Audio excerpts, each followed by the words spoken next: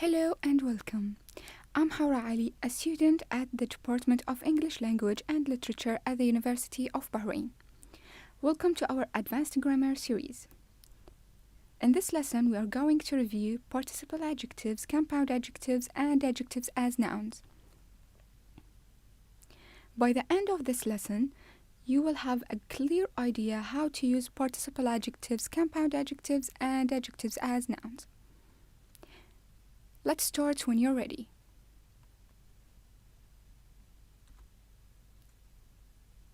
Participle adjectives, compound adjectives, and adjectives as nouns.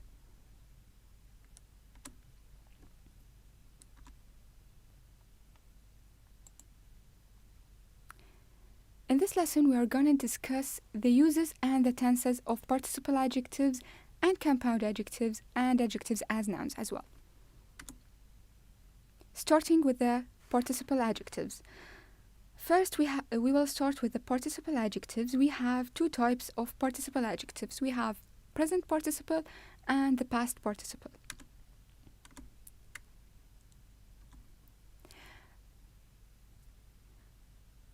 Present participles are adjectives that we make from verbs using ing. Some examples: interesting, surprising, boring, and confusing. We use present participle to describe the source or cause of an action or a feeling.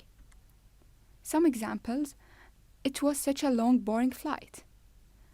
I read a really interesting book about history. So we are describing the feeling and the cause.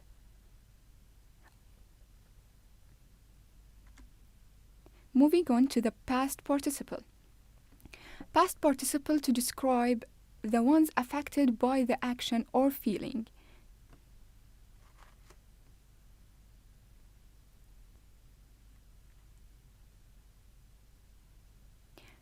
Now moving to the past participle. We use the past participle we use the third form of the verb. Some examples: interested, surprised, confused, and bored. We use the past participle to describe the ones affected by the action or feelings. Examples: I was really bored during the long flight. I'm the one who's affected by the feeling. She is interested in history.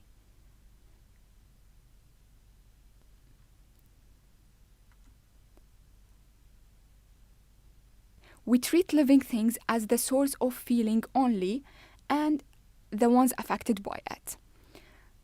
For example, we have he's funny. He's the source of it. Affected by it, I'm bored. I'm affected. I'm the one who got bored. Examples: he is interesting young man. I'm bored. However, we treat non-living things as the source only. Some examples: the game was disappointing. It is boring.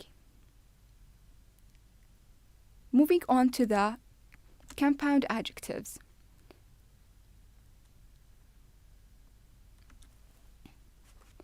Compound adjectives are formatted when we use two or more words and combine them to describe a noun. A compound adjective consists of an adjective, an adverb, a noun, either present participle or past participle. We have the present participle. Who's that good-looking guy over there?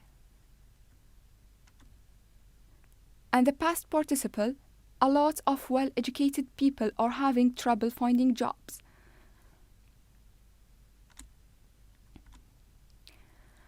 Are often based on active verbs. Example: car motions is the name of a car cleaning place. Moving on, the past participle are often based on passive verbs. He likes home-cooked meals. So we have the home-cooked meals as the compound adjective in the passive form.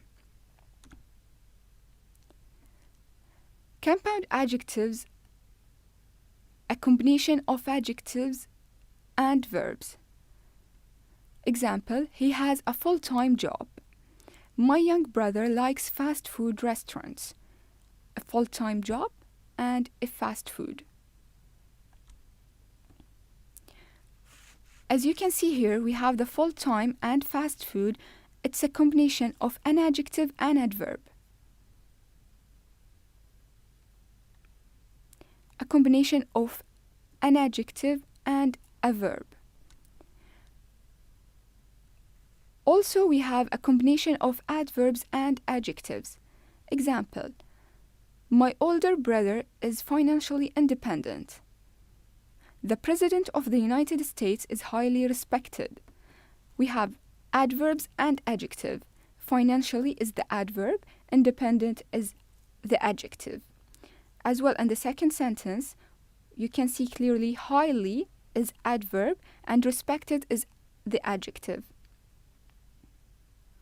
Moving to the last point, which is adjectives as nouns. Adjectives as nouns. We use adjectives as nouns to talk about a specific group of people in society. These nouns are plural without s. We can't use these nouns with s. Examples, the rich should help the poor. The student should study more for their exams. We have the rich. We are referring to a group of rich people, and the poor. We are referring to a group of poor people. The students. The students are a group of students. It's not just one student. It's a group of students. Adjectives as nouns. Also, the can be used before adjectives describing nationality to talk about the people, their governments, their national team.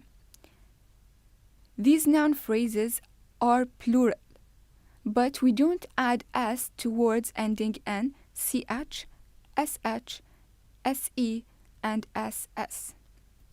Examples, the French are very polite. The second example, the best chocolate is the Swiss. Anything to it, we just use it as it is. We use some adjectives after that to talk about an abstract idea. These noun phrases are singular. We have an example. In movies, the unpredictable often happens. The unpredictable often happens. Thank you for watching.